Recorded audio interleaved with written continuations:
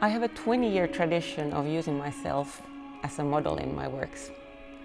And at some point, I sort of came into like a dead end that I might have had a perfect spot, you know, my camera was on the tripod, light was perfect, and then I just didn't know what to do in front of the camera.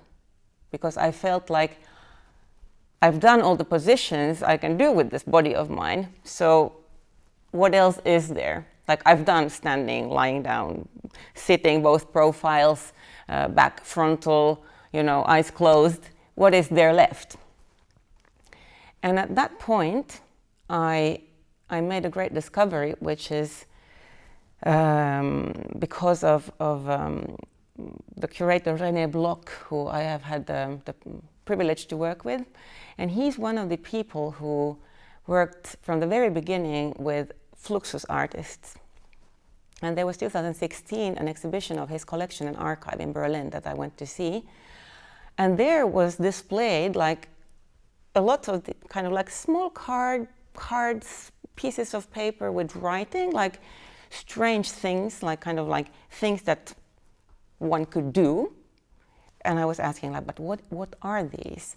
And I asked René like, do you think I could use these as a starting point for my work? Because I was intrigued and they were like funny or poetic or strange. And he said, yes, you can. These are called event scores. And they are precisely meant for anybody to do the piece. So not only the author, but anyone, anytime, anywhere can execute the piece in his or her own way. And that's how it all started.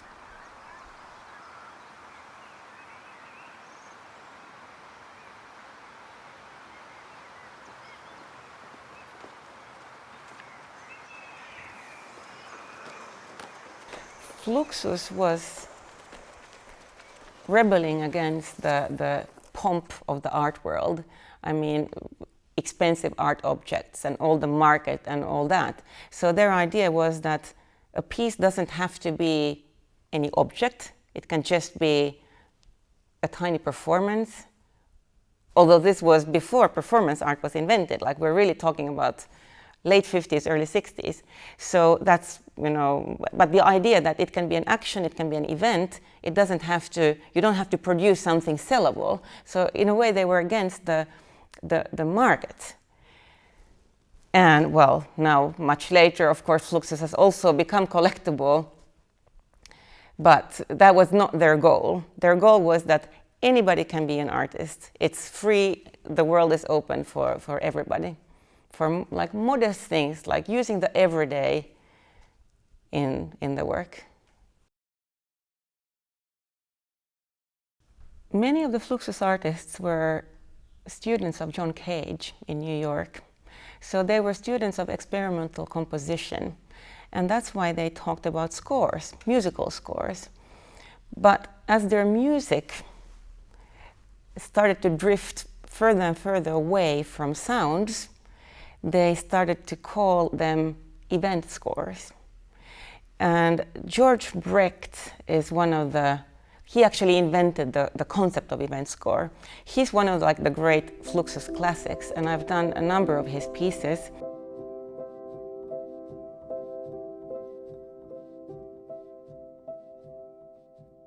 So this video is called Falling Event Followed by Drip Music. I combined actually two event scores into one video. In the first one, we see my partner walk up the ladder and sprinkle some flour on me through a sieve. So making something fall from a high place, as the score indicates. And then the second score, drip music, you can do it the way you want, but we decided to do it really the classical way. So she goes out, she comes back with this, what is it called, arrosoir, like to water plants, and then she's pouring water from the ladder again on my head. And my role is just to stand there as an object, as immobile as possible. And there's also one important thing in this method of working, that's also because I work with a sound designer pretty much the same way as Cage was working with Cunningham, Merce Cunningham, the choreographer. They would just decide, okay, let's make a piece which is, say, 15 minutes. And then both would do their thing, and then they would just put them together. And that's what I have done with my composer, Antti Ikonen.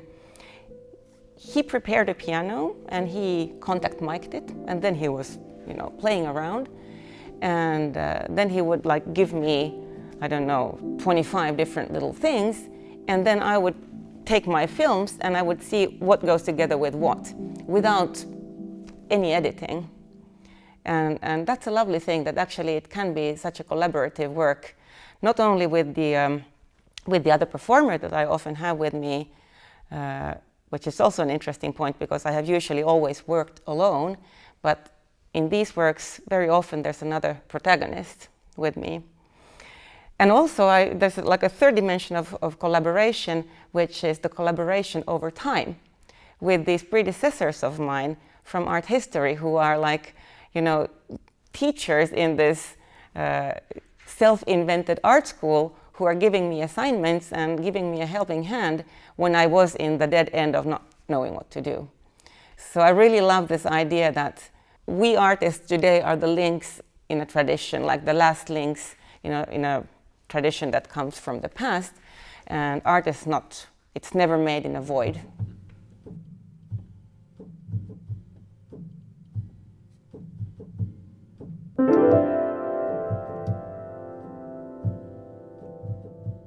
Of course, the Fluxus artists, when they did their pieces, they were in a certain historical context. We're talking about early 1960s, and then from that onwards.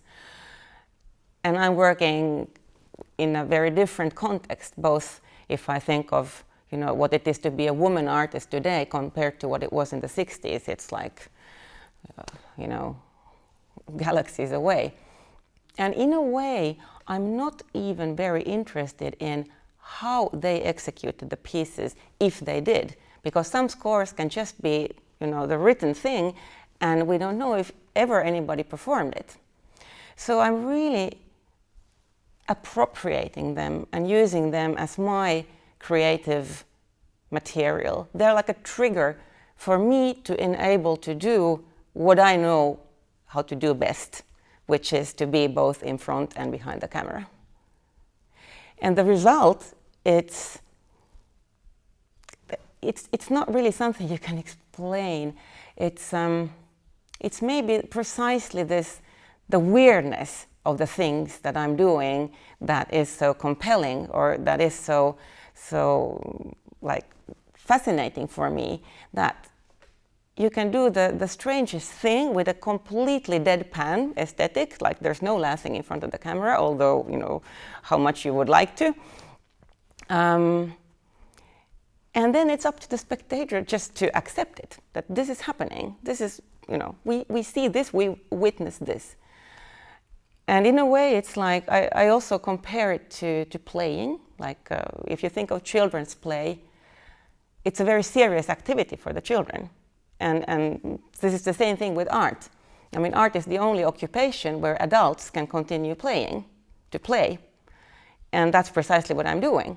I didn't get children, so I'm the youngest one in my family, meaning I can be like Pippi Longstrump to stay young forever, and the world is my playground.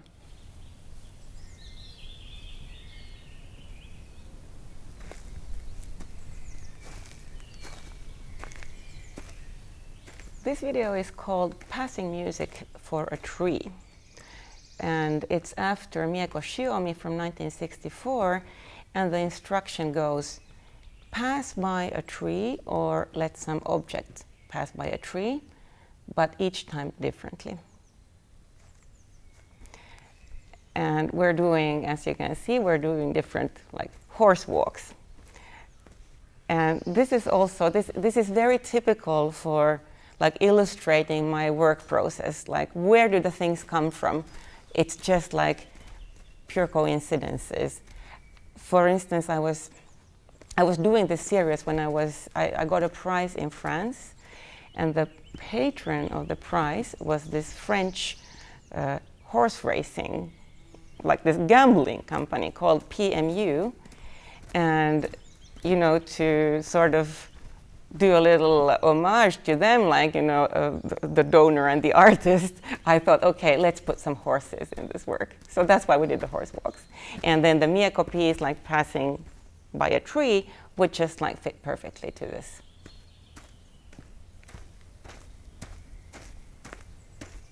I'm a photographer, so most of my videos are clearly photographers' videos. So there's a tripod always, and the frame doesn't move. All the movement is taking place within that fixed frame. And that's, I would say, like, basically it's because of the circumstances that I most often work alone. I go somewhere and I don't have an assistant. I cannot work with an assistant. That just, you know, I can't focus if somebody else is around. So that's for the fixed frame. And also I think that it's kind of, it's a peaceful setting, it's a contemplative setting, and we can really focus on what is happening when we don't have to, you know, follow any camera movements. There is one video which is different, where I did actually employ a cameraman, or a camera woman in fact. And that's because I was given so little time for the execution that I could not have just put my camera on a tripod and displaced the camera a number of times. That piece is called Nu montant un escalator. Nude ascending an escalator. And that's not directly a Fluxus score. Actually, it's not at all a Fluxus score. It's, you know, because you can use anything as an instruction. So I took this famous Marcel Duchamp painting, Nude Descending a Staircase. And because I was in this very, like, rare position of being able to negotiate a shooting at the Pompidou Center, because I was preparing an exhibition for them. And so that's when I asked, like, would it be possible if I did one piece in the building that we could put in the show? And then I was thinking, like, what would be the most iconic detail of this building that everybody would recognize? And it's, of course, the escalators in those plastic tubes. So that's how I got the idea of, okay, what can I do with the escalator? And then I thought of the Duchamp painting. But I didn't want to go down, I wanted to go up. So my nude is going up to the top floor. But, you know, it's not easy to film in such a place where there's visitors all the time. So they gave me like 1.5 hours on one very early morning on a day when it's closed to the public. And it was freezing cold. And so I hired this very good camera woman who was then like going up the stairs with me several times, and we decided for the different points of view that she would film. And then she delivered the whole footage to me, and then I made the edit myself. It's really simple things. You don't have to like read elaborate theories or, you know, do anything complicated. I just take one little instruction and then I follow the rules. So it's very down to earth in a way. I'm using real environments. I don't use a studio. I don't use artificial light. So in a way, my aesthetic has remained the same throughout my career. It's just that the contents are rather different now, because there's no autobiography whatsoever. I wouldn't even say that there is something that Abigail Solomon Godot calls self-representation. I'm just using myself as a performer on a stage. So I walk around with my notebook where I've, you know, written down from different archives all kinds of ideas that I could execute when I find a proper place.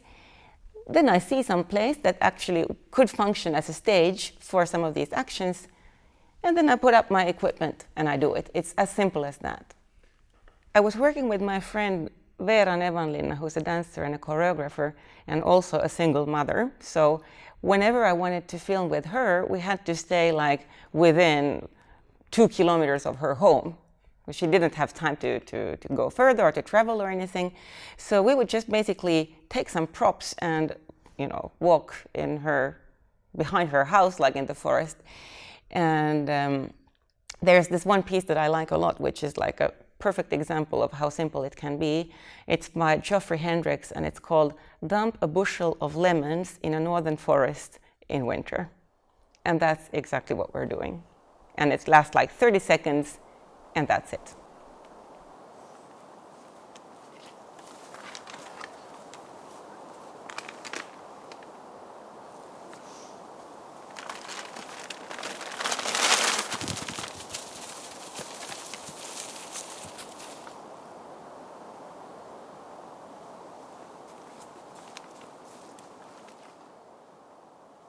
Then we have Lighting piece by Yoko Ono, also an early Fluxus piece where we are doing exactly what she tells us to do.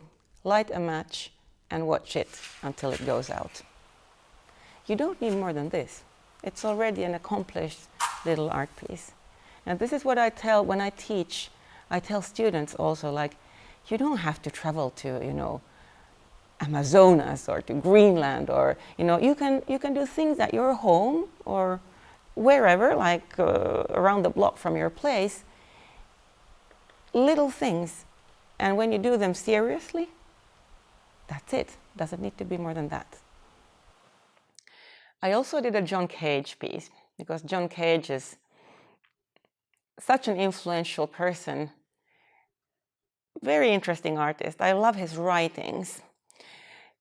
And he did this piece, which is maybe his most well-known one, which is often referred to as the silent piece, although it's not silent at all. But the original idea is that the musician, it was written for the piano in the beginning, so the pianist walks on the stage with the score. He opens the piano, he puts the score there, he sits down, and then he sits there for 4 minutes, 33 seconds without touching the keyboard. That's why it's called the silent piece, because he doesn't play. But actually, then the audience starts to make all kinds of sounds because they get worried and they get frustrated, so they start to move around, or maybe you hear something from outside. So it's all the ambient sounds that then actually make the piece. And I wanted to do this work, and I was looking for the perfect occasion, which then presented itself in this very peculiar environment. We're in southern France, in Montpellier, and this is a medieval Jewish ritual bath called the mikveh that was lost for centuries because they forgot that it was there, because it's underground actually. And I fell in love with the place. It was just so beautiful and so weird. So then I decided I'll do that Cage piece, but of course, because there was no piano, I had to find another solution. So I did it singing. So I'm opening my mouth, and then I'm closing my mouth, actually because there's 3 parts in this piece. So the pianist would mark the different parts by closing and reopening the lid. So I'm closing my mouth, and then I'm opening it again. I have 2 mottos. One is, what if? And the other one is, why not? And they're actually both quotes. What if comes from Deborah Hay, who's a choreographer who was a Cunningham dancer when she was younger, and then my friend Veera Nevanlinna, who's performing with me in many of the videos, she has been working with Deborah Hay, and Deborah also uses scores in her work. And one thing that she often gives the dancers is this: what if where I am and what I do is what I need? So when they are on stage performing, they have to think about this. And then the other one comes from Arthur Köpke, a German Fluxus artist who moved to Denmark and lived pretty much all of his career here. He says, he has this wonderful line, "People ask why. I answer, why not?" So that's my slogan. The question is not why, the question is why not? Like, why are you doing these silly things? Because I can. Why not? Let's see what it looks like when I throw the lemons in the forest, or, you know, when I go under a sheet and then I run into the white landscape, or when I look at 2 or 3 oranges for a long time, or, you know, stand in the water opening my mouth. I'm always curious to see what things look like, and this is essentially what it is, like through the eye, and the craziest thing just can happen and can look interesting.